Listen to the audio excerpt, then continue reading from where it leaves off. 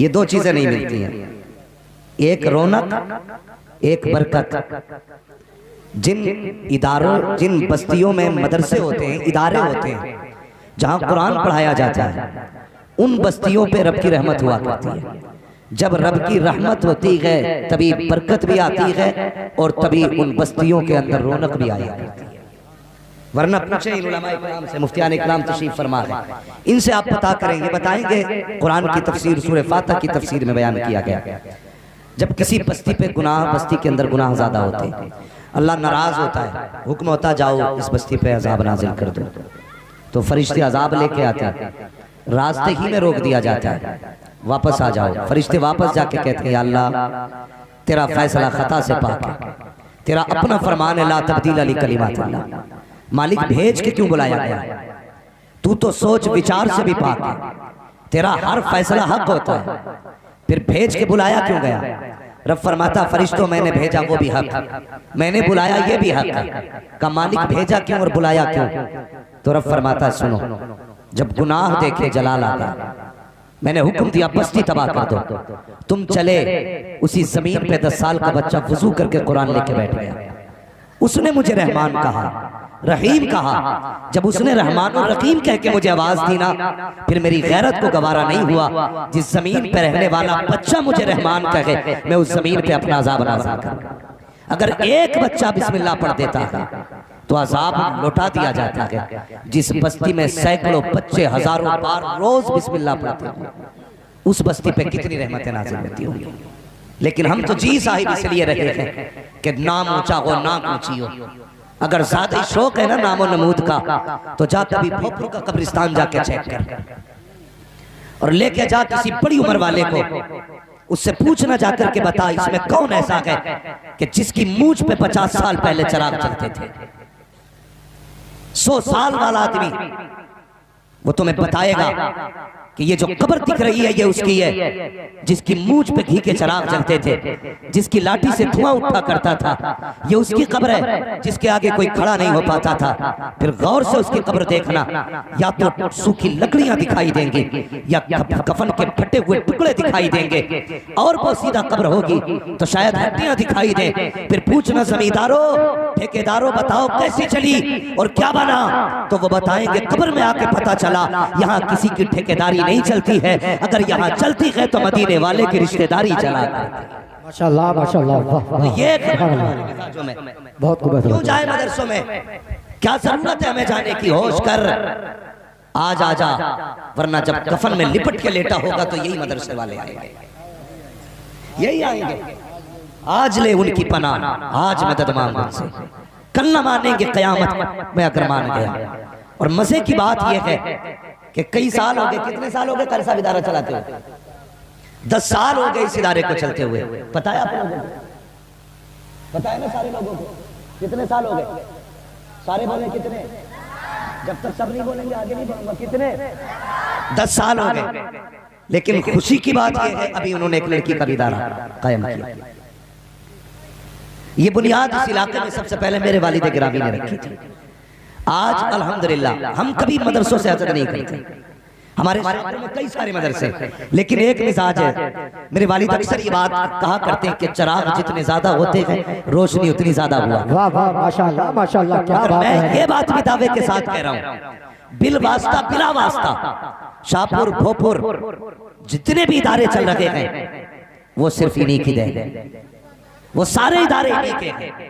मैं मुबारकबाद पेश करता हूँ भोपुर वालों, तुम्हारी बस्ती में हाजी सफदर ने जन्म लिया, उनके घर पे उनके फर्जंदों ने जन्म लिया, और उन्हीं फर्जंदों में से एक ऐसे फर्जंद ने जन्म लिया जिसे आप कारी अब्दुल मुत्तलिब किबला के नाम से जानते हैं। पहले इन्होंने लड़कों का इदारा दिया, अब कौम को बेटियों का इदारा दिया। मगर हैरत होती है, कई बार अभी आपने अल्लामा मुफ्ती मुजाहिदुल इस्लाम साहब से बड़ी अच्छी गुफ्तगू तलबा के हवाले से सुनी। मैं देख रहा हूँ तलबा इकराम भी मिंबर शरीफ पे बैठे, बात याद आ गई तो कह जाऊं, ये बड़ों के काम भी आएगी और छोटों के काम भी बात आएगी। कारी साहब सुने, अरबाब मिंबर की सिर्फ दुआएं चाहिए, दादो तहसीन की जरूरत नहीं, सिर्फ दुआएं दें। हम में से कुछ लोग ये सोचें कि मैं अगर खतीब बना हूं तो अपनी काबिलियत की बुनियाद पर, मैं अगर अल्लामा बना हूं तो अपने जहन की बुनियाद पर, मुझे लोग मेरे पीछे नमाजें पढ़ रहे हैं मेरी मेहनत की बुनियाद पर, तो तलबा से गुजारिश है कभी ये मत सोचना, अगर इल्म सिर्फ मेहनत से आता तो कभी उस्ताद की जरूरत ही नहीं पड़ती। पूछो इन उलमा से, नहव, सर्फ, मंतिक, फलसफा, फिक़ह सब उर्दू में मौजूद है। घर बैठे जो चाहो किताब पढ़ लो, लेकिन घर बैठे किसी की दस्तार नहीं हुई आज तक। ना कि कोई आलिम बना और ना कि बन सकता है, इसलिए कि इल्म अपनी मेहनत से नहीं आता, इल्म उस्ताद की नजरे करम से आया करता है। वाह वाह माशाअल्लाह, क्या बात है। ये मेरा दावा है, इल्म उस्ताद के नजरे करम से आया करता है। मेहनत से इल्म आता तो कोई भी आलिम बन जाता, उस्ताद की नजरे करम से इल्म आया करता है। आज हालत ये है, कारी अब्दुल मुत्तलिब साहब किसी बच्चे से कहते यार जा दुकान का सौदा ला दे, अब्बा कहता मैंने बेटा पढ़ने भेजा था, नौकरी करने नहीं भेजा था, मैंने बेटा इल्म सीखने भेजा था, तुम्हारे खेत का काम करने नहीं भेजा था। आओ तुम्हें बताऊं, जो ये सोचते हैं कि सिर्फ किताबों से इल्म आता है, बेवकूफ है वो, ना वाकिफ है वो लोग इस हकीकत से कि इल्म कभी किताबों से नहीं आता, इल्म उस्ताद की खिदमत और उसकी दुआओं से आया करता है। आप तारीख पढ़िए, तारीख पढ़िए, मैं आपको बताने लगा हूं। अल्लाह अकबर, तफसीर नईमी मुफ्ती अहमद यार खान रहमतुल्लाह तआला अलैहि ने लिखी है। आपके हवाले से एक वाक़या, कौन है मुफ्ती अहमद यार खान नईमी? ये वो है जब इन्होंने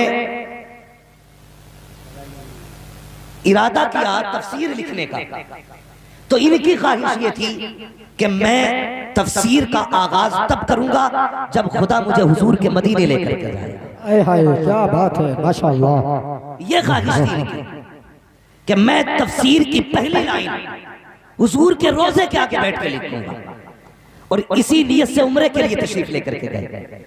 तो मदीना शरीफ की गलियों में घूम रहे थे, बाजार में ख्याल आया जब तफसीर का पहला फर्क या पहली लाइन लिखनी है तो वो कलम से लिखनी है, और कलम है नहीं मेरे पास। कलम खरीदने के इरादे से मार्केट गए, एक कलम बहुत पसंद आई, बहुत खूबसूरत कलम था। आपने दुकानदार से पूछा ये कलम कितने का है?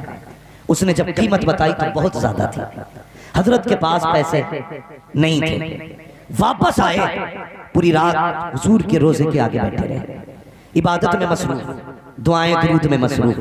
जब फजर का वक्त होने लगा, अचानक कोई आया, आने के बाद हजरत के कंधे पे हाथ रखा और रखने के बाद कहा लीजिए ये कलम आपके लिए है, ये कलम आपके लिए है। कहा ये कलम किसने दिया है? कहा आपको ये कलम पसंद आया था। कहा जी पसंद तो आया था, लेकिन कीमत मेरे पास नहीं थी, इसलिए छोड़ के आ गया था। अल्लाह अकबर, आने वाले की आंख में आंसू आए। उसने कहा एक समाना हो गया, मदीना शरीफ में दुकान रखे हुए, आंखें तरसती रखी, कोई तो दिन होगा जिस दिन हुजूर के चेहरे की ज़ियारत करूंगा, कोई तो साथ आएगी जब मुस्तफा जाने रहमत का चेहरा देखूंगा। उसने कहा एक समाना बीत गया, आका का दीदार नहीं हुआ, लेकिन आने वाले तेरा शुक्रिया है, तेरी वजह से मुझे मुस्तफा की ज़ियारत हो गई है। कहा कहना क्या चाहते हो? कहा जब तुम मेरी दुकान से पलट करके आए, मैं जब सोया हूँ ख्वाब में मुस्तफा तशरीफ लाए हैं और कहा था सुन तेरी दुकान का जो पैन है वो मेरी तरफ से लेकर के जा, और जा करके अहमद यार खान नईमी को दे दे और उससे कह देना तफसीर लिखना शुरू कर दे, कलम तोहफे के तौर पे तुझे मुस्तफा ने दे दी। नारे तकबीर, नारे रिसालत, मसलके आला हजरत, फैज़ाने आला हजरत, दुश्मने दस्तार बंदी अल्लामा मुफ्ती हम्माद साहिब किबला, नारे तकबीर, नारे रिसालत। वाह वाह वाह, सुभान अल्लाह, वाह वाह। इन्हीं के हवाले से बता रहा था मैं। एक खातून आई, कहने लगी हजरत जी मेरे बेटे को अपने पास रख लीजिए। आप फरमाने लगे क्या करेगा? कहने लगी कई जगह पढ़ाने की कोशिश की, पढ़ा नहीं, जहन का बड़ा भद्दा है। तो आप फरमाने लगे माँ मदरसे में जगह फुल है, गुंजाइश नहीं है बच्चों की, सारी दरसगाह फुल है। खातून का जवाब सुने, उसने कहा हजरत अगर पढ़ने की जगह नहीं है तो कम से कम खिदमत के लिए रखें। क्या करेगा?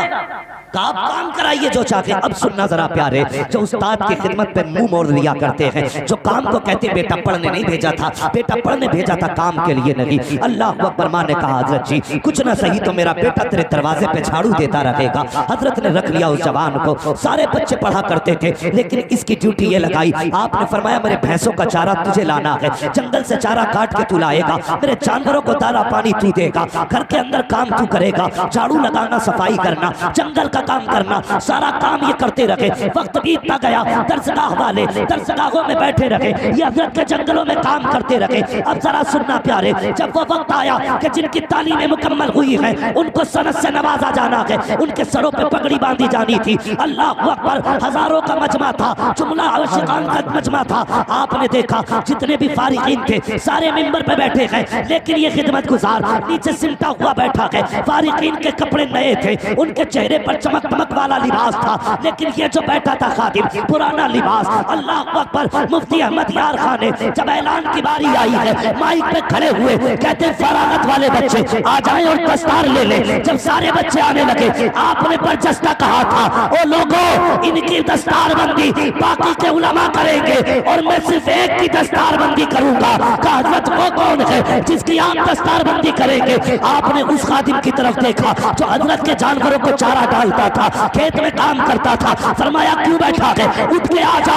उसकी आंख में आंसू आ गए, कहने लगा हुजूर मैं कभी दरसगाह में नहीं बैठा, कभी मैंने एक हर्फ नहीं पढ़ा है, किस चीज की सनद दी जाएगी, क्या किया जाएगा? फरमाया आजा यार, जितनी वफा तूने निभाई है इतनी वफा तो किसी ने नहीं दिखाई है। अल्लाह अकबर। मुफ्ती अहमद यार खान अलीमी ने सारे फारिकीन के सर पर और दूसरे उलमा से पगड़ियां बंधवाई, लेकिन उसको बुलाने के बाद आपने खड़ा किया है, वो भी रो रहा है, हजरत भी रो रहे हैं, एक एक पल देते जा रहे हैं, आंसुओं की बारिश होती जा रही है, रोते जा रहे हैं, दस्तार बंदी करते जा रहे हैं। जब पगड़ी मुकम्मल हो गई मत्था चूम के कहा था यार एक वादा कर ले। का कौन सा वादा? मुझे छोड़ के जाएगा तो नहीं? ये जितने फारिग हो रहे हैं इनमें से शायद कोई पलट के ना आए, मैंने तेरी दस्तार बांधी है, कहीं तू मुझे छोड़ के तो नहीं जाएगा। मगर खादिम भी कैसा खादिम था, कहता हजरत जी ये कुछ पल्ले बांध चुके हैं इसलिए जा रहे हैं, मैं तो खाली आया था, तेरे सिवा है कौन मेरा, जाऊंगा तो कहाँ जाऊंगा?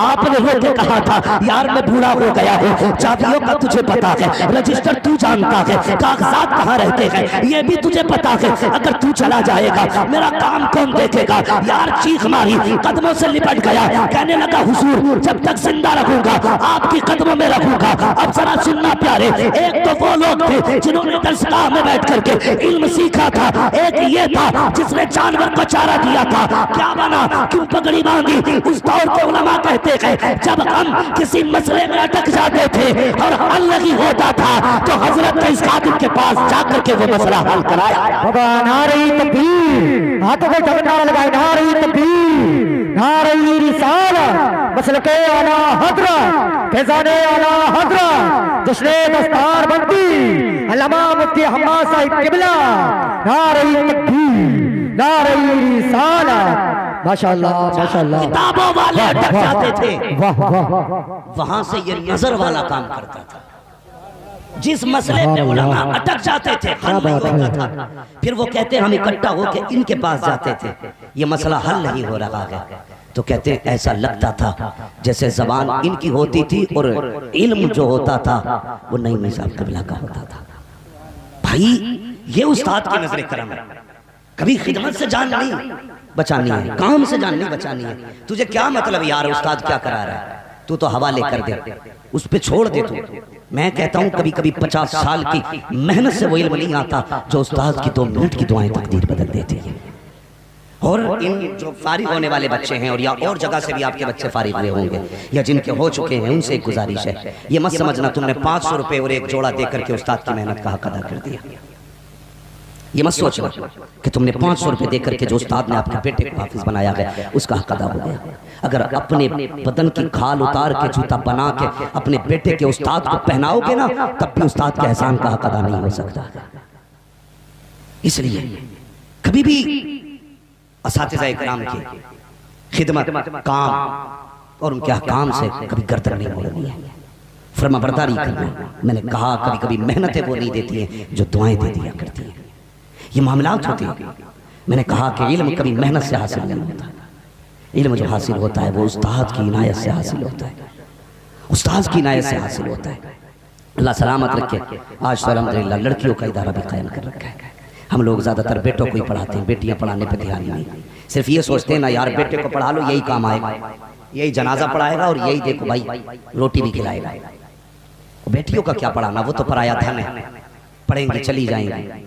सुन ये बात ज़रूरी कि बेटियां पराए घर जाती हैं, याद रखना। जो तुम पढ़ाते हो ना उन्हें, जो तुम पढ़ाते हो इसका मतलब ये नहीं कि तुम उनसे सिला लो, अपनी मेहनत का सिला अपने रब से लेना है, अपनी रब से रहमत का मेहनत का सिला लेना है। बेटियों को पढ़ाइए आप, ये सोच के मत छोड़िए कि पराया धन है, क्या फायदा करेगी, पढ़ जाएगी, पढ़ाने की उम्र होगी चली जाएगी, हमें क्या मिला। बेटे पढ़ाएंगे तनख्वाह भी मिलेगी, पैसा भी मिलेगा। नहीं, बेटे अगर दुनिया का सहारा होते हैं तो बेटियां आखिरत का सहारा होती है। इसलिए मेरी गुजारिश है बेटियों को भी पढ़ाओ, तालीम आम करो। आज जो दुनिया रो रही है ना, हालात खराब है, हालात खराब है, याद रखिए ये उस वक्त तक खराब रहेंगे जब तक बेटियां दुरुस्त नहीं होंगी, जब तक बेटियां दुरुस्त नहीं होंगी। मौलवी पर्दे की बात करे तो कहते रहे इसकी तो पुरानी सोच है। पर्दा तो दिल का होता है, हमने देखा उनकी सबसे पहले भागी जिनके घर में दिल का पर्दा था। ना करो ऐसा, दीन दो, शरीयत सिखाओ बेटियों को। हम समझाएं कि पर्दा करिए तो अपनी बीवी को जाके डांट रहा है सबसे पहले, तो ये पता पर्दा करिए, मौलवी आया था पर्दा करिए, बीवी पे पहाड़ ढा देगा, बेटी से कुछ नहीं कहेगा। जब तक बेटियों को ये तालीम नहीं दी जाएगी उस वक्त तक किसी घर के हालात बेहतर नहीं होंगे। सिर्फ बेटियों को संवारना शुरू कर दो, बहुएं खुद ब खुद बेहतर हो जाएंगी। इसलिए कि पहले ये बेटी होती है फिर बहू बनती है, पहले बेटी होती है फिर किसी के घर की इज्जत बनती है। अगर मैं अपनी बेटी को सही तालीम दूंगा तो फिर किसी को परेशान होने की जरूरत नहीं है। जहां मेरी बेटी जाएगी वो घर खुद ब खुद जन्नत बन जाएगा। इसलिए बेटियों को दीन सिखाओ। लेकिन हमारी कौम में मुसीबत आई हुई है, इतना बड़ा मुंह फैला के कह रहा 10 लाख दूंगा। और लड़कियों के रिश्ते जब होते हैं तो पूछा क्या पढ़ा लड़की ने, तो एक सीधा दीनदार आदमी कहता मैंने बेटी को कुरान पढ़ाया। वो फख्र से कहता कुरान पढ़ाया मैंने बेटी को। तो गधा क्या कहता बस कुरान पढ़ी है, क्यों बीए भी होता। अच्छा, ये ख्यालात जब तक 8-10 डिग्री ना देख लें, हम घर के लिए बहू का इंतखाब ही नहीं करते हैं। भाई सबसे बड़ी डिग्री जिसके पास कुरान की डिग्री है उसके पास सबसे बड़ी डिग्री। तो ये मत दे दिया क्या है, क्या लाया क्या, ये देख दीनदारी है क्या। जिसने दीनदारी देखी अल्लाह उसके घर को दुनिया में जन्नत बना देता है, घर में दुनिया में जन्नत बन जाएगी उसकी। लेकिन हम भूखे, नंबर 1 पैसे के, नंबर 2 शोहरत के। ऐसी जगह ससुराल बनानी है ना, हाँ मैं जो बिगाड़ हो रहा है वो ससुराल बना ली कि तोप घराने में ससुराल बनानी है ताकि धूम मचे करे फला का दामाद आ रहा। क्यों, अगर बड़े का दामाद हो जाएगा तो तेरे पैर रखने से जमीन पर धमक पैदा हो जाएगी। हाँ, और फिर जो ससुराल वालों ने लट फेरा तो न दीन कराया न दुनिया। तो इतनी बड़ी ससुराल ढूंढे आवे बराबर की देख जिसे झेल सके। हाँ, वरना तोप का मुंह तो किधर भी हो सकता है, लड़ने वाले की तरफ भी और मारने वाले की तरफ भी। तो ये मत देख धमक वाली ससुराल हो, ये देख बेटी दीनदार होनी चाहिए, वो जिसे शरीयत मुस्तफा आती हो, वो जिसे निजाम मुस्तफा के उसूल मालूम हो। ऐसी बहू लेकर के आ जिसे कुरान पढ़ना आता हो, ऐसी बहू लेकर के आ जिसकी जुबान पे दुरूद का वजीफा रहता हो, ऐसी बहू लेकर के आ जो तेरे डर से नहीं खुदा के डर से जिंदगी गुजारती हो। खुदा की कसम खा के कहता हूँ अगर बेटियां नेक बनाओगे, दीन की तालीम दोगे, जैसे उनका कदम तुम्हारे घर के अंदर आएगा कदम उनका होगा, करम खुदा का आना शुरू हो जाएगा। हाँ, अब बताओ क्यों बेटियों को आलिम नहीं बनाना चाहता? इसलिए कि हम जो देखते हैं ना आलिमों को पसंद ही नहीं करते। दीनदार बेटियों को रगबत ही नहीं है करने की। नहीं नहीं, वो कोई करेगा ही नहीं, आलिमा बना के फायदा क्या। नहीं, बनाइए बेटियों को आलिमा। अगर बेटियां नेक होती तो बदले में अल्लाह बेटी के बाप को भी जन्नत अता फरमाता। वो करीम है, और उसके यहाँ कोई कमी नहीं है। वो कहता जब लानत देता हूं तो 7 पुश्तों तक टेढ़े कर देता हूं, और जब रहमत देता हूं तो कयामत तक सिलसिला जारी रखता हूं। उसकी रहमत की कोई हद नहीं, लानत की हद है, रहमत की हद नहीं। रहमत की हद नहीं, एक पे कर दे रहमत तो फिर कयामत तक चलती है। तुम नहीं देखते लोगों की 7वीं पुश्त में कोई वली पैदा हुआ था, अब तक लोग ठाट के साथ जी रहे हैं। करम एक पे हुआ था, कयामत तक लोग उड़ाते रहे। और तुम्हें पता है लानत एक पे हुई थी, नस्ल ही मिटा डाली। यजीद पे लानत बरसी, नाम ही मिट गया। हाँ, मसला ही खत्म कर दिया उसने। तो रहमतों को कोई हद नहीं है उसकी, कोई हद नहीं है रहमतों की। बेटियों को आलिमा बना हुआ, और बेटी मैं मुबारकबाद पेश करता हूं अल्लाह ने जिन्हें बेटे दिए हैं, उनसे भी इनकार नहीं, लेकिन बेटियां भी रब की बहुत बड़ी रहमत होती है। बेटियां रहमत होती हैं। अभी कुछ दिन पहले की बात है, और बच्ची ने बताया कि हज़रत मैं जब कुरान लेके बैठती हूँ ना, तो मुझे ऐसा लगता है कि कुरान के सफ़ों में मेरे बाप का चेहरा है। मैंने कहा फिर? कहती जब भी कुरान पढ़ती हूँ ना, हाथ उठाती हूँ तो मैं हर रोज अपने बाप के लिए दुआएं मग़फ़िरत करती हूँ। मैं मर्द हूं एक, मैं अपनी फितरत समझता हूं, आप भी अपनी फितरत समझते हैं। हम लोग कितने अपने बाप दादा के लिए साले सवाब करते हैं? कितना करते हैं हम लोग? बहुत कम। लेकिन बेटियों का बड़ा अजीब रिश्ता होता है। जब जब कुरान खोलती हैं तब तब अपने बाप के लिए दुआ करती हैं। इसलिए बेटियों को जरूर पढ़ाना, बेटों को पढ़ाओ मर्जी है, लेकिन बेटियों को जरूर पढ़ाना, ताकि कल तेरी कब्र पे कोई फाता पढ़ने वाला ना होना तो हाथ उठा के दुआ करने वाली तेरी बेटी मौजूद होनी चाहिए। दीन सिखाओ बेटियों को। और बेटियों का रिश्ता ही अजीब होता है, बहुत बड़ा रिश्ता बेटी का होता है। अल्लाह सलामत रखे जिनकी बेटियां हैं, अल्लाह उनके नसीब अच्छे करे। लेकिन बेटियों वालों से गुजारिश है, बेटियों से रिश्ते तोड़ना मत, इनसे ताल्लुकात खत्म मत करना। ये जो आपने हदीस सुनी है ना बार बार, जिसे खुदा ने 3 बेटियां दी, उसने परवरिश की इज्जत से रुखसत कर दिया, वो जन्नती है। ये फजीलत सिर्फ बेटी वाले के लिए नहीं, भाई भी सुना है, ये फजीलत बहनों के भाइयों के लिए भी ये फजीलत है। अगर आपके जिम्मे बहनों की जिम्मेदारी आती है तो आप ये ना समझें कि ये फजीलत सिर्फ बाप के लिए थी। आप उनकी खिदमत करेंगे, अल्लाह आपको भी वही अजर अता फरमाएगा। इसलिए रिश्तों की कदर करें, रिश्तों की कदर करें। मेरे हुजूर की बेटी, आप पूरी तारीख पढ़ डालिए। बड़े बड़े दुश्मनों में हजरत अबू सुफियान का नाम आता है, जो बहुत बहुत बड़े दुश्मन हुजूर के हुए। उनमें एक नाम हजरत अबू सुफियान का भी आता है।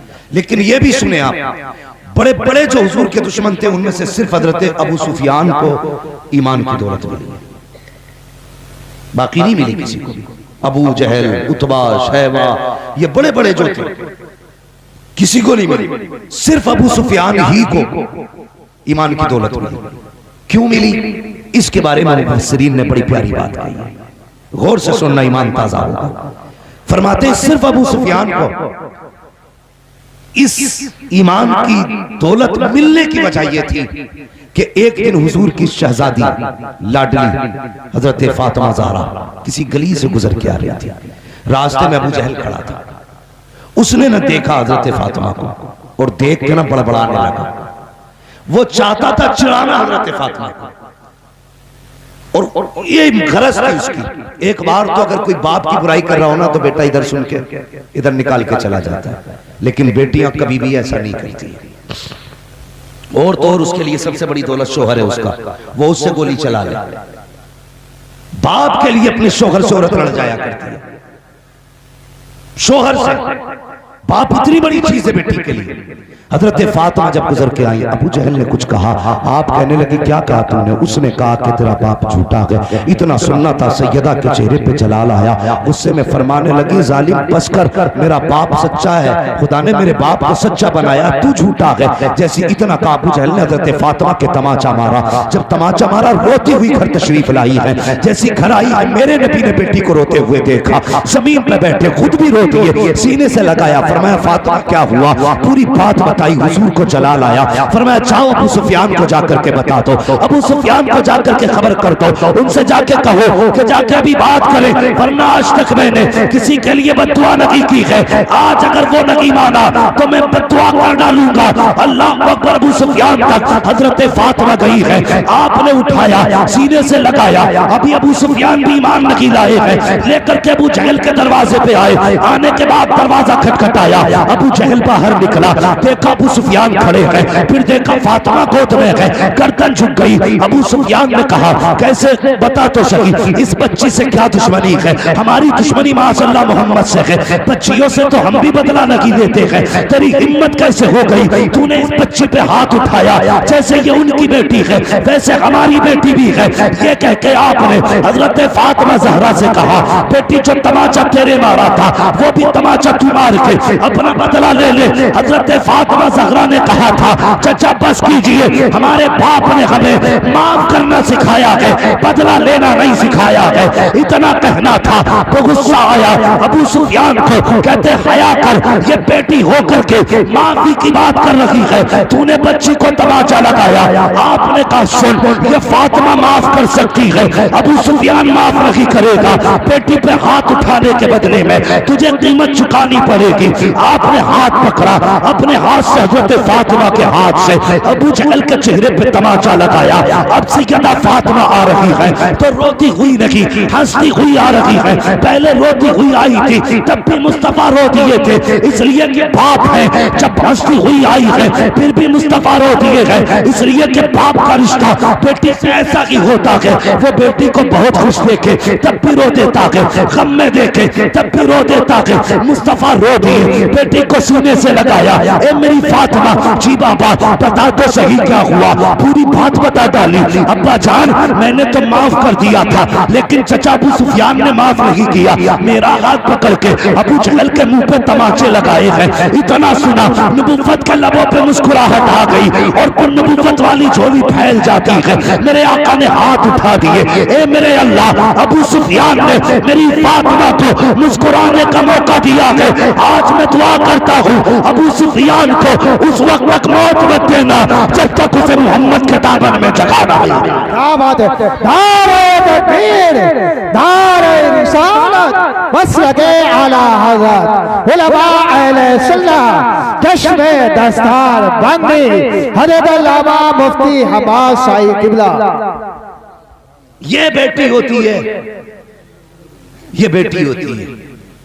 अगर कई बार ऐसा होता, भोपुर में तो इस चीज को समझाने की जरूरत ही नहीं है, झगड़ा जब होता है ना तो कई बार लोग सर बचा के भागते हैं। हाँ, अगर सगे बाप से भी लठियां चल रही होगी, बेटा कहेगा पहले रुमाल बांध लूं। इसके बरक्स अगर बेटी खड़ी हो,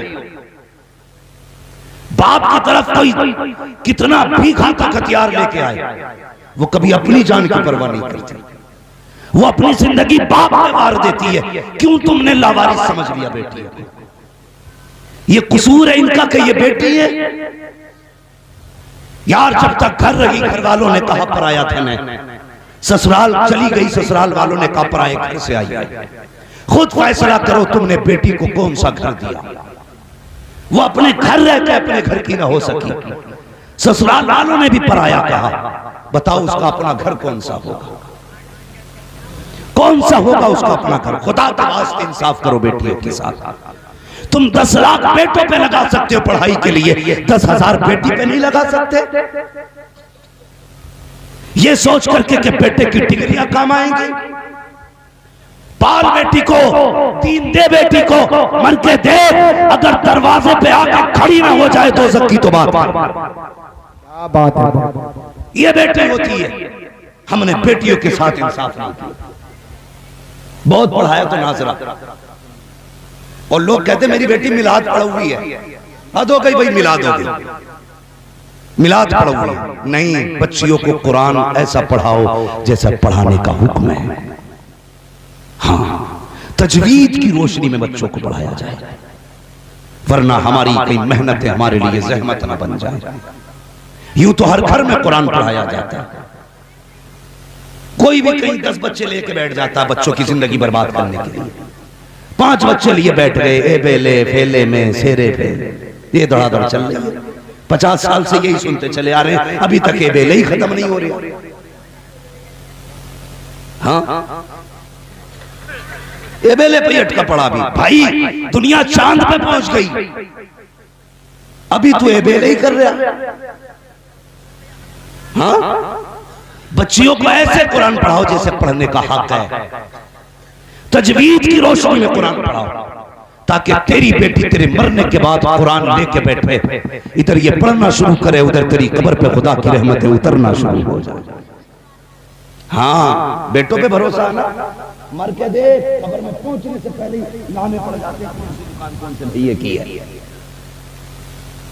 हाँ, पहले ही बुलाओ मुखिया को, अभी कफन नहीं आया बाप का, मुखिया को बुला के कहता कान में कह रहा, देखो दुकान ध्यान रखिए, दुकान मुझ पे ही आनी चाहिए, इधर चौराहे में।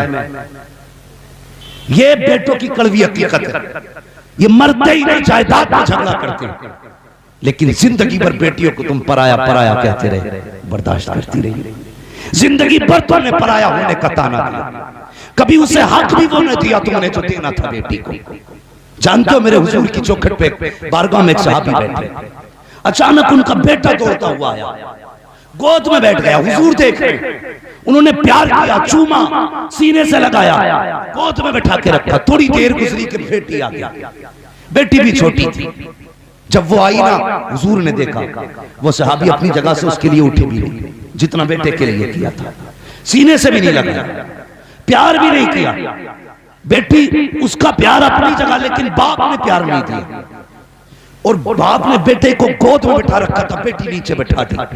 बस फिर क्या था, हुजूर के लहजे बदल गए, तेवर बदल गए, नबुव्वत की तबीयत में तब्दीली आ गई। हुजूर ने फरमाया तूने बेटी के साथ इंसाफ नहीं किया। यह जुमला मेरे हुजूर का था, तूने बेटी के साथ इंसाफ नहीं किया। क्या खता हो गई हुजूर? मेरे आका ने फरमाया बेटा आया तो तूने मत्था चूमा था, बेटी आई तो तूने सीने तक से नहीं लगाया। इतना सुना सहाबी थे, तड़प गए, कहते आका वादा करता हूं आज के साथ कभी बेटी के साथ ना इंसाफी नहीं करूंगा। तुझे क्या लगता है बेटियों को महरूम करके लावारिस बना के इल्म इसलिए नहीं दिया पराए घर जाएंगी, और हमने हक इसलिए नहीं दिया कि फला दामाद खाना चला जाए। वो भाई मर के देख, अल्लाह जर्रे जर्रे का हिसाब लेगा। बेटियों के हुकूक दिया करो, अगर ये बच्ची हैं इन्हें इल्म दिया जाए, तालीम दी जाए, अच्छे घरों में रिश्ते किए जाए, सोच समझ के हाथ में हाथ दो। तुम जो देखा करते हो दामाद ऐसा होना चाहिए जिसकी 10-20 लाख की इनकम हो, ऐसा दामाद होना चाहिए। 60-70 बीघे जमीन नाम में आती हो, लात मार दे ऐसी दौलत को। 70 बीघे जमीन तो भोलों में निपटाया करती है, एक चुटकी में 70 बीघे में आग लग जाती है। कसम खुदा की कभी दौलतों से पूर्ण नहीं पड़ती है, घरों में पूर्ण पड़ती है तो खुदा की रहमतों से पूर्ण पड़ा। हम भी कम नहीं, हमें भी दामाद वही चाहिए जिसके हिस्से में 60-70 बीघे जमीन हो। अबे वो दामाद देख जो दीनदार हो,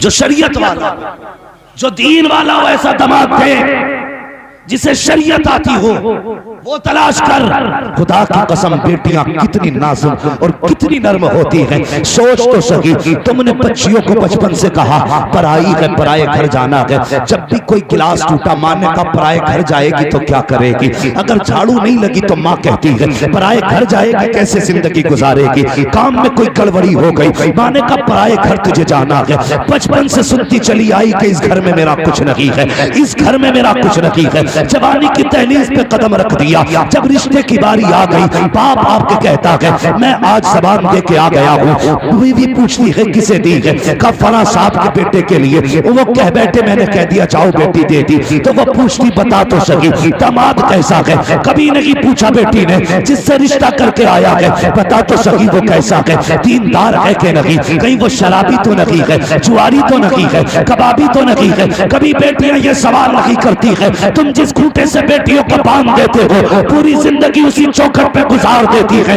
और यार सितम भी ससुराल में होता है तो कभी बाप को बताती नहीं है। 1000 सितम सहने के बाद भी बेटियां बात करती है। माँ पूछती है क्या हाल है? कहती रब का शुक्र है बेटी खाना खा लिया। हाँ माँ बहुत पेट भर गया है, लेकिन ये नहीं बताती है आज 3 दिन हो गए हैं मुझे रोटी का एक लुकमा नसीब नहीं हुआ है, आज 4 दिन हो गए हैं मुझे इज्जत से बिस्तर पर नींद नहीं दी गई है। अल्लाह अकबर, तजर्बा ना किया हो तो कर लेना। जब कभी बेटियां ससुराल से अपने मैके आया करती हैं, तुमने शराबी के हाथ में हाथ दिया, तुमने जुआरी के हाथ में हाथ दिया, जब यही बेटी घर आती है तो मुस्कुराती हुई आती है, जितने कम होते हैं बाप की चौखट से पीछे छोड़ देती है और ये सोचती है अगर मेरे ससुर की मार दी हुई जगह को मेरे बाप ने देख लिया, गर्दन पे काले निशान देख लिए, हाथ पे मार के निशान देख लिए, तो मेरा बाप जिंदगी भर चैन से सो नहीं पाएगा।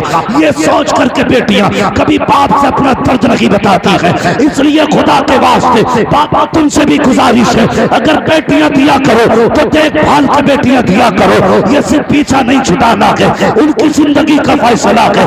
ऐसे घर में बेटे दो जो खुदा से भी डरता हो, मुस्तफा से भी डरता हो, और यार जो खुदा का हक अदा कर सकता है वो तेरी बेटी का भी हक अदा कर सकता। क्या बात है। नारे तकबीर, नारे रिसालत, मसलके आला हज़रत, चश्मे दस्तार बंदी हजरत अल्लामा मुफ्ती हम्माद साहिब किबला।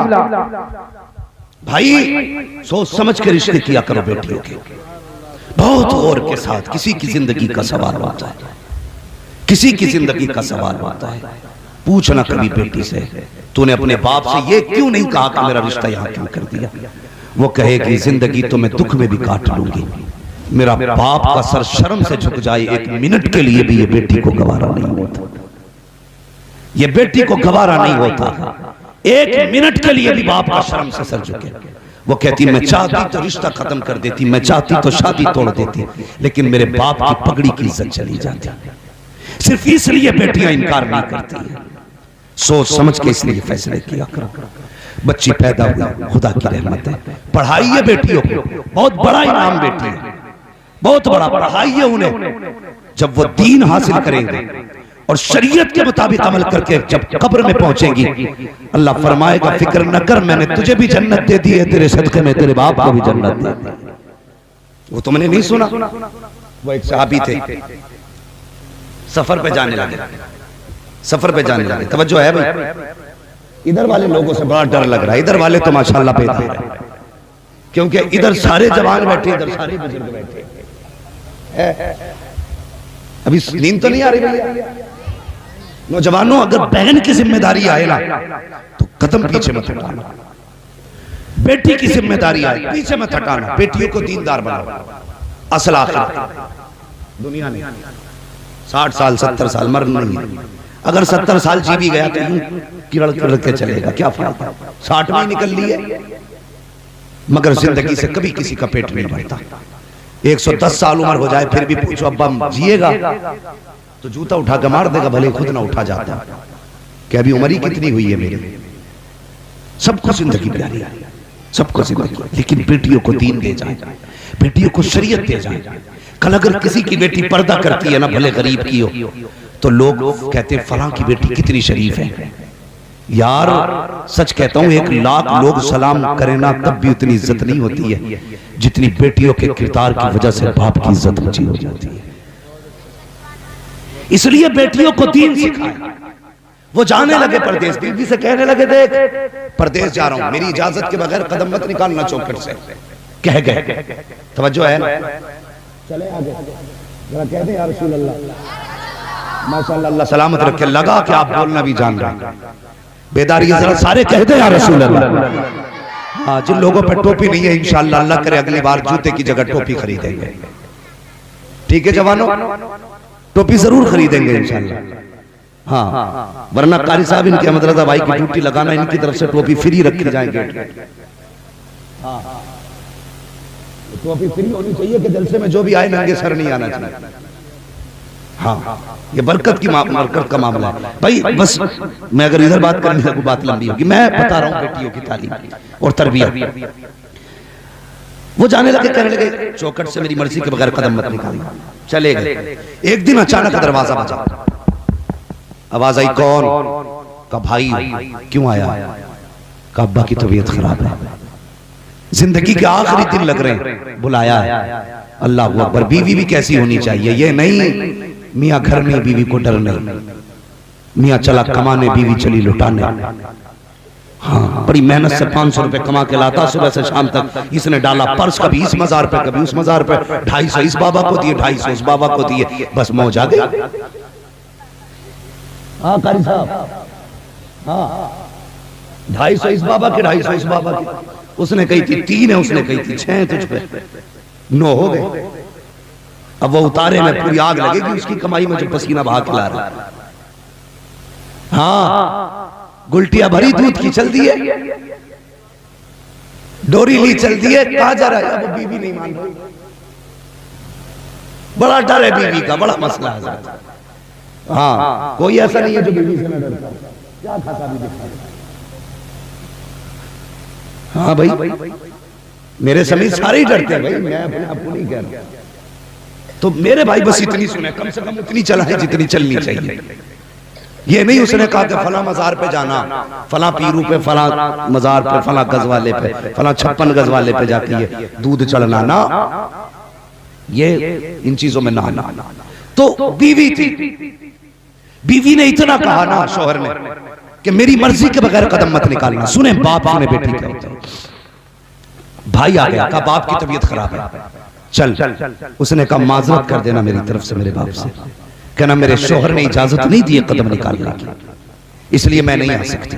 भाई रोता हुआ चला गया। 2 दिन बाद फिर आया, फिर दरवाजा बजा। अब क्या हुआ कि बाप का बस आखिरी सांसें हैं। उन्होंने कहा एक बार और चला जा, जाके कह देना बेटी अगर जिंदगी में देखना चाहती है एक बार आके बाप के सराहने बैठ जा। अल्लाह अकबर। हर बेटी को बाप प्यारा होता है, लेकिन देखो तो सही ये कैसी बेटी है, इसे बाप से ज्यादा मुस्तफा की शरीयत प्यारी है, निजामे मुस्तफा प्यारा है। अल्लाह अकबर। सुनना प्यारे, जैसी आया आने के बाद बेटे ने कहा था पैगन मैं तुझे बुलाने आया हूँ, बाप की आखिरी सांसें हैं, ये भी हो सकता है कि कहीं जिंदगी का सूरज डूब जाए और तू बाप से कभी बात न कर सके। उसने रो के कहा मेरे भाई जा मेरे बाप से कह देना माजरत चाहती हूँ, जब तक शौहर नहीं आ जाता मैं घर से कदम नहीं निकाल सकती हूँ। अल्लाह अकबर। बाप वापस पलटा। भाई बाप का दरवाजा चेहरे की तरफ था, खाली आते देखा बेटे को, कहा लेके नहीं आया, कहा उसने आने से इनकार कर दिया।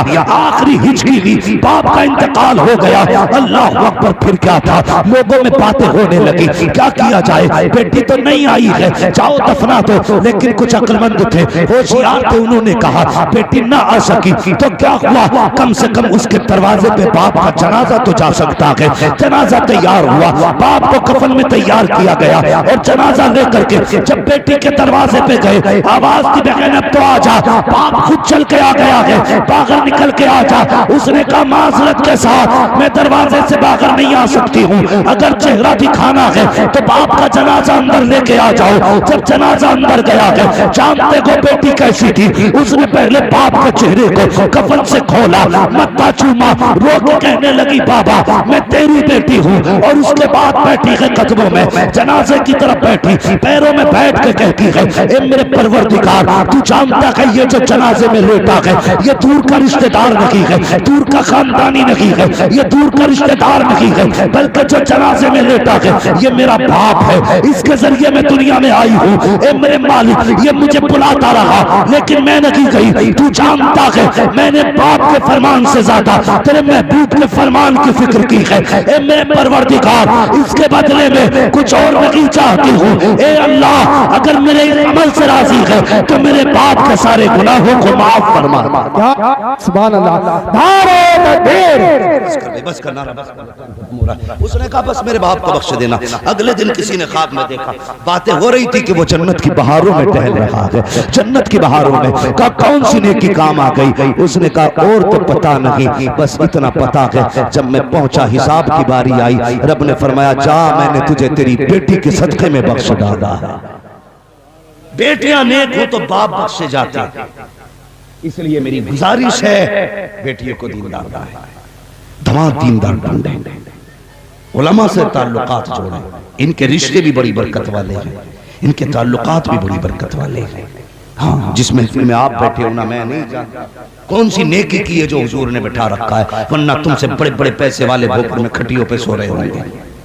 हाँ जाके देख लो ना, तुमसे बड़े पैसे वाले, तुमसे ज्यादा पावर वाले पड़े होंगे खाट पे, कोई तो नेकी की है जो हुजूर ने इतनी रात को अपनी महफिल में बुला रखा है, कोई नेकी जरूर की है। वरना बहुत थे बुलाने के लिए हमें, और तुम्हें क्यों बुलाया। और ये भी 100% पक्का है, जो इस महफिल में आता है बख्श दिया जाता है। इस महफिल में जो आ गया बख्श दिया जाता है। वजह यह है, रब कहता महबूब अमल तो ऐसे नहीं जो बख्शे जाएं, मैं तो तेरा चेहरा देख के इनको माफ कर देता। तेरी सूरत, वो कहते हैं यार कि मुझे इसका चेहरा मार देता। कभी औलाद गलत भी होती है ना, तो लोग कहते हैं बाप का चेहरा मार देता है यार, हम तो इलाज कर देते, लेकिन बाप का चेहरा मार जाता है, फला का चेहरा मार जाता है। तो चेहरे होते हैं, हम ऐसे नहीं थे, एक वक्त की रोटी भी दी जाती हमें, लेकिन रब कहता महबूब मैं तेरा चेहरा देख के इनको माफ कर देता, मैं तेरे चेहरे की वजह से बख्श देता हूं। समझते हैं मेरी बात जो है? इसलिए ये महफिल है हुजूर की महफिल। अल्लाह फरमाता सारी बख्श दिए। फरिश्ते कहते मालिक कुछ तो खाली देखने ही आए थे, एक तो निकल के ही जा रहा था, बैठ ही गया। रब ने फरमाया मैं उसकी नीयत को देखूं या मदीने वाले की मोहब्बत को देखूं। उसकी महफिल में बैठे इसलिए बख्श दिए गए। असल है इस बख्शिश को बचा के रखना। बख्शे तो हर जलसे में जाते हो, लेकिन अगले दिन सुबह हुई मस्जिद में गए और निकल कर कहने लगे इमाम समझ में ना आया, अंगूठा हिल गया, पैर हिल गया, टांग हिल गई, वो इधर को देख रहा था। ये बता तू अपनी पढ़ लिया था कि उसे टीप रहा था? हाँ ऐसे देखे नजर जमा के भाई अपनी पढ़। तो जब हमने निकलते चुगली और ग़ीबत और बुराई शुरू कर दी तो जन्नत बची। रात को बख्शे गए थे, सुबह से फिर रजिस्टर खुल गया। इसलिए इसे बचाना चाहिए। हम दुआ करें अल्लाह हमें बख्शे और हमारी बख्शिश की हिफाजत करने की हमें तौफीक भी बख्शे। ये दुआएं करो। तो बेटों को भी पढ़ाइए और पढ़ाओगे बेटियों को, बेटों को भी पढ़ाइए और बेटियों को भी पढ़ाइए। बेटे पढ़ेंगे शायद सिर्फ जिंदगी का सहारा बने, बेटियां पढ़ेंगी तो आखिरत का सहारा बन जाएंगे। इसलिए बेटियां भी पढ़ाइए और बेटे भी पढ़ाइए। जब रिश्ते किया करो तो दीनदार देख के किया करो। हाँ अल्लाह वाला बंदा ढूंढा करो। मैं ये नहीं कहता सनद ला पूरी मुफ्ती की। हाँ कपड़े और चेहरा ही मिला लिया कर, चेहरे पे दाढ़ी है, बदन पे कुर्ता पजामा है तो समझ लेना हुजूर का वफादार है। ऐसे देख के रिश्ते कर दिया कर। अल्लाह ताला हमारे घरों को अपनी रहमतों से मालामाल फरमाए। कुल हल यस्तविल लदीना यअलमून वल लदीना ला यअलमून। महबूब आप फरमा दीजिए जानने वाले और ना जानने वाले बराबर नहीं है। भौंक मत, कुत्ता न बन, क़यामत के दिन पता चलेगा। अल्लाह हुक्म देगा जाओ फरिश्तों कुरान वालों को इकट्ठा करो।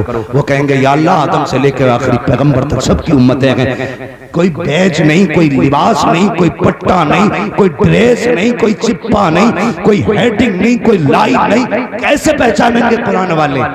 रब फरमाएगा शहर इनके मुंह सूंघो जाकर के, जिसके मुंह से कुरान की खुशबू आ रही होगी वही कुरान वाला होगा, जिसके मुंह से मुश्क की खुशबू आएगी वही कुरान वाला। तो ये तो हुए कुरान पढ़ने वाले। अब बचे वो लोग जो इनकी खिदमत करते हैं, इन्हें खाना खिलाते हैं, इन्हें इज्जत देते हैं।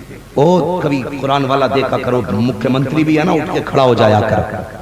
तू नहीं जानता सारी दुनिया की दौलत एक तरफ और कुरान की दौलत एक तरफ, बराबर नहीं हो सकती। फिर भी इनके लिए उठ के खड़ा हो जाया कर। ये सोच के नहीं सफदर हाजी जी का बेटा है, ये सोच के नहीं कि रिजवान का भाई है, ये सोच के नहीं कि इनका खानदानी है, ये सोच के खड़ा हो जाया कर मेरे नबी के दीन का वारिस आ गया है। ये सोच के खड़े हुआ करो, फिर रहमतें भी मिलेंगी, मुस्तफा की तरफ से मोहब्बतें भी मिलेंगी। हाँ जो मारे पड़ते हैं ना बरकत नहीं हो रही। एक परसों मुझे मिला कल होटल, उसने कहा महीने में 3.5 लाख की इनकम है, सारे खर्चे काट के, लेकिन फिर भी बरकत नहीं हो रही, फिर भी बरकत नहीं हो रही। मैंने कहा भाई कहीं बैठते हो? उसने कहा हमारे मोहल्ले में कोई मदरसा ना। मैंने कहा जा वजीफा याद रख, तू 3.5 लाख रुपए में भी बचत नहीं कर पा रहा है, उसमें से ना थोड़ा सा पैसा निकाला कर और उसके जरिए उस पैसे से ना कुरान वालों की दावत महीने में सिर्फ एक बार कर लिया कर, फिर देख अल्लाह कितनी बरकत अता फरमाएगा। तो नसीब वाले जो इन्हें खाना खिला रहे हैं, इस पे बात करें तो बड़ा वक्त चाहिए। इनको खिलाने की बरकत है, इनके साथ चलने की रहमत है, इनसे मुलाकातों की बरकत है। हाँ इनसे मुसाफों में अल्लाह कितना राजी होता है। तो कोशिश ये करें हमें इल्म से ताल्लुक़ रखना है, इल्म वालों से ताल्लुक़ रखना। अगर आलिम ना बन सके तो उलमा से प्यार करें, खुद नहीं पढ़ सके, उम्र नहीं मिल सकी पढ़ने की, तो पढ़ने वालों पे खर्चे किया करो। क़यामत के दिन अल्लाह इन्हीं की खिदमत के सदक़े में जन्नत अता फरमाएगा। करेंगे इंशाअल्लाह ये काम। बोलो इंशाल्लाह। आप तो भोपुर के ही है ना भैया? हाँ भोपुर के ही हो आप भी। तो भोपुर वालों, अपने भोपुर वालों से मेरी तरफ से इतना कह देना, हाँ इतना कह देना कि कुरान खानी तो कराया करते हो, कभी मदरसों के चक्कर भी लगा लिया करो। सिर्फ अपनी गरज के लिए इस्तेमाल मत कर, कभी इनके लिए भी इस्तेमाल करो। कयामत में ये ना पड़े कि इसने कुरान खानी कराई थी, ये भी कहते मालिक इसने हमें मोहब्बत से देखा भी था, हमने इसने हमारी जरूरतों का ख्याल भी किया था। हुजूर भी कहते हैं हाँ ये वही है जो अब्बा की बरसी पे कुरान खानी भी कराने आया था और मेरी महफिल में ये इज्जत के साथ बैठ के जिक्र सुनने के लिए भी आया था। हाँ ये भोपुर की तरफ से गालिबन सबसे बड़ा मौका।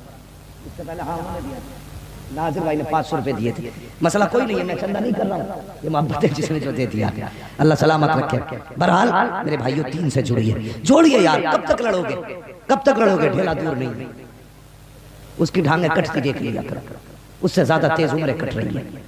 दीन वालों से मोहब्बतें कर जाओ, अपनी नस्लों में मोहब्बतें पैदा कर जाओ, कुरान वालों की मोहब्बतें पैदा कर जाओ। नसीब वाले हैं जिसने अपने पीछे कुरान पढ़ने वाला छोड़ दिया है। हाँ, जिसके पीछे कुरान पढ़ने वाला है। वरना याद रखना, जायदाद छोड़ के जाओगे औलाद डांस करेगी, 100 रुपए नहीं देगी तेरी छोड़ी हुई जमीन में से मस्जिद में। तो 10 करोड़ की इकट्ठी कर जा, कोई नहीं देने वाला। अपने हाथ से नेक काम कर जाओ, अपने हाथ से दीन के लिए खर्च कर जाओ। एक बेटा आलिम बना जाओ, एक बेटा कारी बना जाओ। बताओ कारी अब्दुल मुत्तलिब 10 साल में कितने हाफिज बने होंगे? बहुत ज्यादा। मैं हिंदुस्तान के जिस कोने पे जाता हूँ मुझसे लोग कहते हैं तुम्हारे अब्बू ठीक है, तो मैं अपने अब्बू के बाद में सोचता हूँ, उससे पहले देखता हूँ ये भी जानता हूँ। जिस कोने में चला जाऊं, 4 दिन पहले बंगाल में तब पीछे से एक मौलाना आके कहने लगे सफेद दाढ़ी आपके वालिद कैसे हैं? मैंने कहा वो तो ठीक है, आप बताइए आप कैसे जानते हैं? कहने लगे वो हमारे उस्ताद लगते हैं। ये बताइए एक बंदा शाहपुर में, वो भी शाहपुर जैसी जमीन, शायद हमारा जैसा होता, छोड़ के भाग गया होता। हाँ पैदल ढेला के सफर करना, उसके बावजूद भी दीन फैलाया, इतना दीन फैलाया। दुनिया के जिस कोने में चले जाए, हम जहां तक जाते वहां तक मिल जाते, अकेलों ने पढ़ाया। फिर बताओ मेरे दादा का नसीब कैसा होगा? उन्होंने एक बेटा पढ़ाया, एक ने 10,000 पढ़ाए, 10,000 ने फिर 10 लाख पढ़ा दिए होंगे, सारा सवाब जाके उनके खाते में। हाँ हाजी सफ्दर ने एक अब्दुल मुत्तलिब बनाया, एक अब्दुल मुत्तलिब ने सैकड़ों अब्दुल मुत्तलिब बनाए होंगे। फिर वो जितने पढ़ाएंगे जाकर के सबका सवाब आकर के इकट्ठा इनके खाते में करेंगे। तो यार इसलिए एक बेटा कम से कम पढ़ा जाओ ताकि कयामत के दिन तुम्हारी मौज आ जाए, मौज आ जाए, मौज। हाँ हाँ, वरना खाली तीजे की फाता पे भरोसा मत करिए, यहाँ तो चने भी खटाखट डाले जाते। हाँ शाहपुर में मेरे ख्याल से 1.25 क्विंटल भी कम पड़ जाता है चने। थोड़ी मुसीबत हो गई मरने वाले की ओर। 1.25 क्विंटल में 1.25 लाख चना, 1.25 लाख में कलमा नहीं हो रहा, इसलिए कि जो भी लाए मुट्ठी भर भर के लौट दे। उम्मीद मत करियो कि ये पूरी कलमे पढ़ के जा रहे हैं। अल्लाह तौफीक दे तो अपनी जिंदगी में तस्बीह पे पढ़ के मत जाइए, मस्जिद में जो होगा देखा जाएगा, लेकिन अपने जीते जी भी पढ़ लिए। अपने पीछे कुरान वाले छोड़ो। लोग कहते बड़ी शान की जिंदगी गुजारी है, 4 प्लाट छोड़े, 3 बिल्डिंगें छोड़ी, 5 फैक्ट्रियां हैं, ये बिजनेस है, 4 बेटे थे, चारों पैरों पे खड़े कर दिए। अल्लाह अकबर, ये कामयाबी नहीं है, चारों पैरों पे खड़े कर दिए। एक बेटा ऐसा छोड़ जा जो तेरे बात हुजूर की बातें करे, कुरान की बातें करे, दीन की बातें करे। एक ऐसा छोड़ जा कि जो दुनिया को कुरान सिखाए, मर के कब्र में पहुंचेगा, फरिश्ते कहेंगे मुबारक हो, जमीन की वजह से नहीं बल्कि मुस्तफा के दीन की वजह से। सुभान अल्लाह। नारे तकबीर, नारे रिसालत, मसलके आला हज़रत। कुल हल यस्तविल लज़ीना यअलमून वल्लज़ीना ला यअलमून। महबूब आप फरमाती जी जानने वाले और न जानने वाले बराबर नहीं है। उलमा की बहरहाल इज्जत करें, कदर करें। इल्म उन्हीं की नस्लों में आता है जो उलमा की कदर करते हैं। जो उलमा की कदर नहीं करते उनकी नस्लों में इल्म नहीं आया करता है। इसलिए बच्चों को दीन सिखाएं, मदरसों से जुड़ें, खुद को भी जोड़ें। कोशिश करें कि अपने पीछे कुरान का पौधा लगा जाए। करेंगे इंशाअल्लाह। बेटों के साथ साथ बेटियों को भी पढ़ाएंगे। शादी कैसी लड़की से करोगे? दीनदार से। क्यों नहीं बोल रहे? जहेज के चक्कर में नहीं बोल रहे। बुलेट मिला या स्कॉर्पियो भी गए, बेटे बड़े अच्छे अच्छों की बिकती देखी है हमने। गुजारे उन्हीं के होते हैं जिन्हें रब देता है। हमने बड़ी 4 पहिया, आलम भाई भी शायद जानते होंगे, मैं जो कहने जा रहा हूं, मैंने देखा 4 पहिया ले लिया, 8 दिन बाद बेच लिया, कह रहा पेट्रोल डालने का पैसे ही नहीं। ये हालात है। और देख दीनदार बेटी लेके आ, अल्लाह उसके नसीब से तेरे घर में 10 गाड़ी खड़ी कर दे। हाँ हाँ 10 गाड़ी उसके कदम से हो जाएंगी। तो कभी चक्कर में मत पड़ना, LLB चाहिए, MBBS चाहिए, ये कोशिश करना दीन वाली बेटी चाहिए ताकि नस्लें भी अच्छी हो, माहौल भी अच्छा हो। अल्लाह ताला हम सबके हाल पर, घरों पर अपने रहमो करम की बारिश फरमाए। कारी साहब के इदारे को दिन दुनी रात चौगनी तरक्की अता फरमाए। मौला करीम मेरे वालिद गिरामी को शिफाए कामिला सेहत आजिला अता फरमाए और मेरे वालिद गिरामी का साया हमारे सरों पर तातीर कायम दायम फरमाए। बच्चों हुए गलतों को माफ फरमाए। रब्बे कायनात जिंदगी ने दिया साथ, फिरों की मुलाकात चमन रहा, फूल खिलेंगे, जिंदगी रखी फिर मिलेंगे। मुसाफिर हैं हम भी, मुसाफिर हो तुम भी, किसी मोड़ पर फिर मुलाकात होगी। सारे लोग कलमा शरीफ पढ़ लीजिए, ला इलाहा इल्लल्लाह मुहम्मद रसूल।